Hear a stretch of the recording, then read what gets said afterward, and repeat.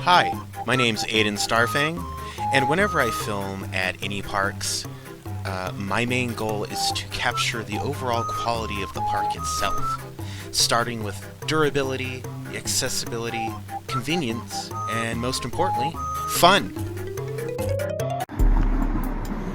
I just go up here to film a bird's eye view of basically what we got to work with here before I go down and get into the nitty-gritty of inspecting this park for my park audit.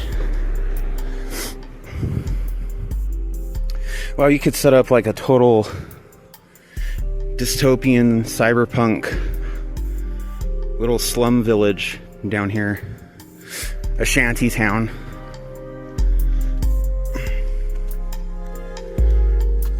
These are those new ugly duplex apartments or condos. So I do believe several trains pass through here.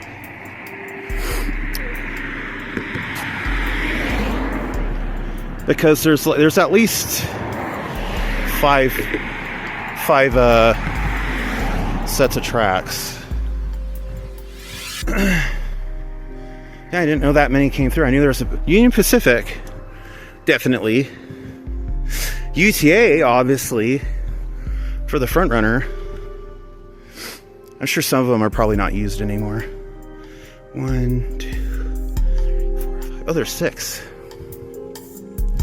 There are 6. Huh. I haven't really seen this area during the daytime. It's actually quite nice.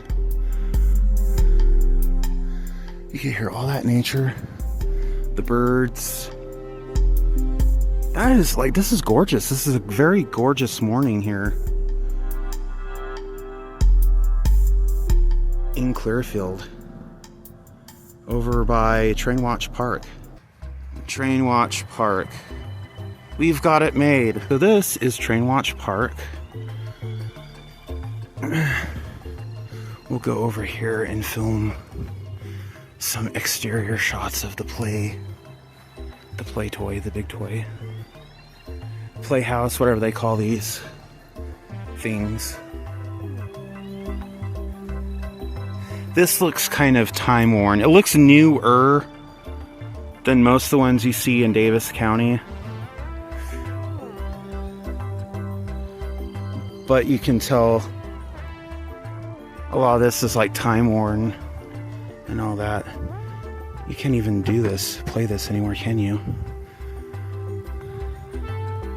You're supposed to be able to move these, and you can't even move it. Huh.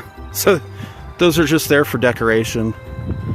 I'm not sure what these are. These look like little conveyor belts. Oh, that is not comfortable at all. And they have, what are these, little swings? They're not swings, they're little seats underneath. I don't know why. Just that top part. So that's kind of new, but it's just like weather worn a little bit. We'll go film the park sign.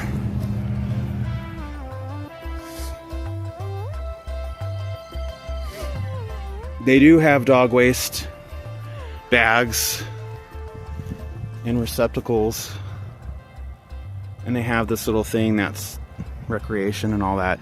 So they have some trees, and they call those like the Boweries. They got 1, 2, 3, 4, and benches.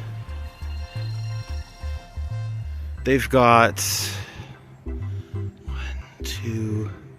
Looks like they've got a trash receptacle for every Bowery.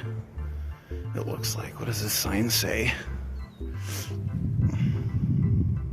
Okay, that's good. They're warning people that when it's wet, it's slippery and it's a hazard. So let's go ahead and get into this audit here. It's like one of those little spider rope things that you climb. It says right here, for kids ages 5 to 12. And of course there's Play World, there's a phone number on it. This, I don't know what this is. This looks like toddler monkey bars. Kind of, sort of. Like, same thing with this. Like you'd hang from this or something. This looks like... See, this has been bolted. Oh, well, this one you can move it. You can actually move that one.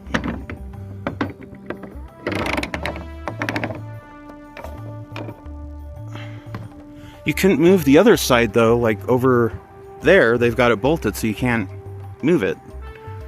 So that's weird. And then they got, like, the little trapeze, or the balancing... I don't want to call it a tightrope, but whatever. It's like a... You know, like a zip line type of thing, but you, like, pull yourself across. I guess these are here to catch your kids if they fall? I don't know. I don't really trust that. This is pretty cool. This is like a little rock climbing thing. And that's just one other way to get up here to the very top of the slide. The elephant's trunk. Which, one of the parks I filmed years ago was at Sunset City, the Central Park there. The main one that they used to host fun days. Their playground equipment was in such terrible condition. There was cracks in it. I mean, obviously it's going to get sun bleached and stuff as it's exposed to the sun. There was cracks in it. There was like right about here or here in the slide at Sunset, there was a big hole, like a big gash in it. If a kid goes sliding down it, depending on how small they are, they're going to get stuck. And it probably seriously hurt. This is the Fun Express. This is a smaller slide for smaller kids. Oh, maybe this is the side that you play it on. Okay. It's this side, not the other side. That would make sense. Like a scavenger hunt. Find the hidden objects. An apple, frog, star, a daisy, a pickle, a clock, a carrot, a butterfly, a fish, and a smiley face. And then you got another one of those telescope things. Properly, they've got 1, 2, 3, 4. 4 Boweries. So places to barbecue, to have a picnic, to have your family, to do that. And, well, I would say you could park over there, but I guess the people that live across the street are parking all their junk. So the Boweries are old. That's what these things are, the Boweries. I used to just call them like picnic shelters or whatever. It's quite an echo. See, I like these tables. I wish Bicentennial Park had these, because if you're going to go out there with homework, you're going to have something hard to write on, like a book or a Trapper Keeper or a binder, whatever. So you don't have to worry about writing on loose paper on these holes. The thing is, you see these, you don't see any graffiti on here. You don't see any 666s or swastikas or penis and boob drawings, because where are they going to put it? Those slate or stone tables they got at Bicentennial Park, they're all kinds of graffitied and defaced. Completely defaced. There's one over here.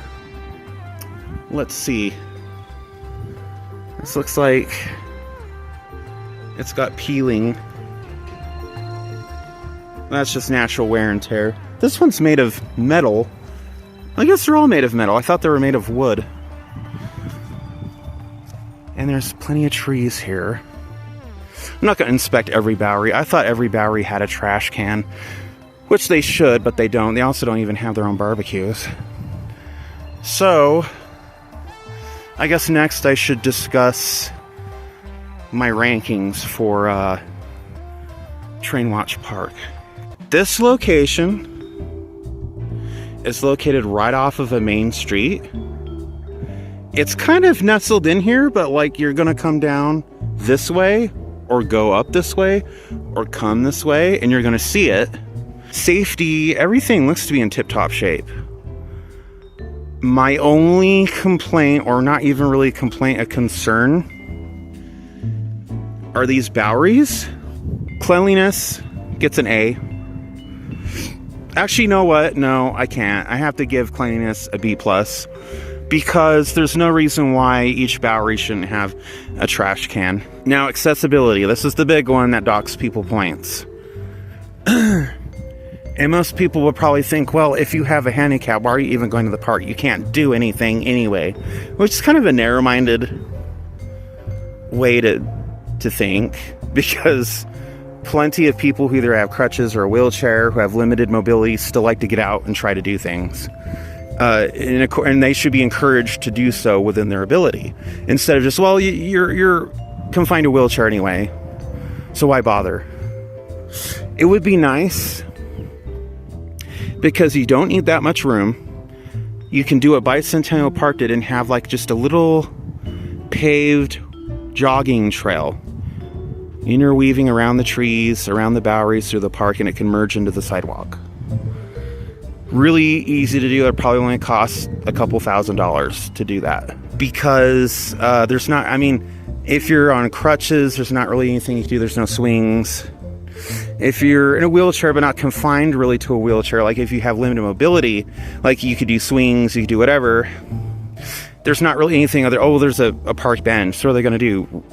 Rest? Sleep? I mean, at least give them a trail that, you know, a little jogging, walking trail, so they could walk around and, you know, feel alive, instead of like, oh, well, fun. I want to say it gets an A+. I know it sounds like I'm cheating or showing favoritism. I mean, it's just, apart from small gripes, like they could have, you know, one more Bowery, they could have the walking trail, they could have swings. This park is just fun. You come with family, your family's playing football or grilling burgers or whatever, and the kids are up here, they're in their own world until it's time to eat. And that's really the whole point. So my final assessment, safety is an A. I think what I say for location was an A. Cleanliness is a B+. Cleanliness is a B+. Accessibility is a B. And fun is an A+. Normally I don't do A+, but this is like a little hidden gem of a park. Here's another thing. There are no bathrooms here. I already give them my final rating, which is, and I think it all evens out to be like an A or an A- or something. So A basically rounds out to being A. They could easily put toilets over in that area there that's not being used, or have porta potties. Even though I hate porta potties, they could have them. The kids got to go take a dump. There's nowhere to go, or even to pee. You don't want to get slapped with indecency or whatever. Then you got to get in your car and drive. You know, Lord forbid if you don't live across the street. Like, oh, we go home, we're staying home. So they need to put toilets here, and they need to put more trash cans here, and hopefully a walking trail. So thank you everyone for watching. I hate to sound like a broken record, but please remember to like, comment, and subscribe for more of my park audits, because especially if you're here in Clearfield, Utah, your tax dollars, regardless if you go to the parks, if you're paying taxes, your tax dollars are going to the Parrot Tax Fund, which funds all these things, all these amenities. So it's important that you know where your tax dollars are going to. So until then, I'll see you in the next one.